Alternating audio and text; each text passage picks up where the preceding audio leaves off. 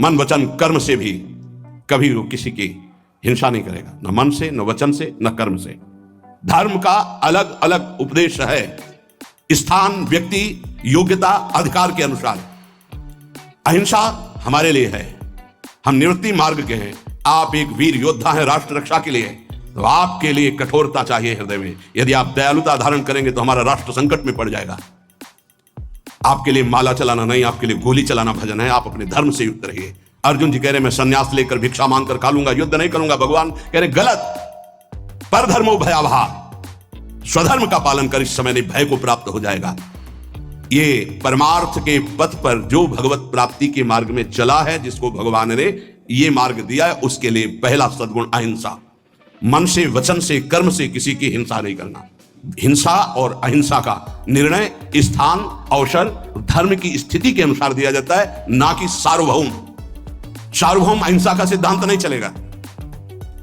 हमारे धर्म का नाश करने आ रहा हो, हम अहिंसा व्रत लेकर बैठे, हमारी मर्यादा, हमारे राष्ट्र, हमारे धर्म का नाश करने जा रहा है, तो इस समय हिंसा ही अहिंसा से बढ़कर के भी है। ये समझना होगा। इसलिए बहुत विवेक परमार्थ में चाहिए। जो निवृत्ति परक साधक हैं, उनके हृदय में अहिंसा धर्म का प्रादुर्भाव होता है, और अहिंसा धर्म भी अपना रूप अलग धारण करता है। जैसे वेन राजा ने भगवान के विरुद्ध आचरणों की स्थापना करनी चाहिए, तो संतों ने, जो अहिंसा व्रत के परम पुजारी, उन्होंने उसकी हिंसा कर दी, क्योंकि उस समय हिंसा ही सबसे बड़ा धर्म है। और उसके शरीर से फिर मत कर भगवान पृथु को प्रकट किया। ये बड़ा सूक्ष्म विषय, धर्म बड़ा सूक्ष्म विषय है। दूसरा, सत्य। मन से जो सोचा गया, वाणी से वही बोला गया, आचरण में वही किया गया, उसे सत्यवादी कहते हैं। सत्य वचन में जरूर होना चाहिए। तीसरा, आस्तेय, चोरी ना करना, कभी भी किसी की चोरी ना करना, यह भगवान के भक्त में आ जाता है। चौथा, ब्रह्मचर्य।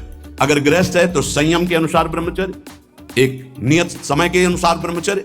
विरक्त है तो आजीवन अखंड ब्रह्मचर्य, ये लक्षण प्रकट हो जाता है। पांचवा, अपैशुन, कभी किसी की चुगली ना करना। ये साधक ध्यान दे, कभी किसी की चुगली ना करना। कैसे?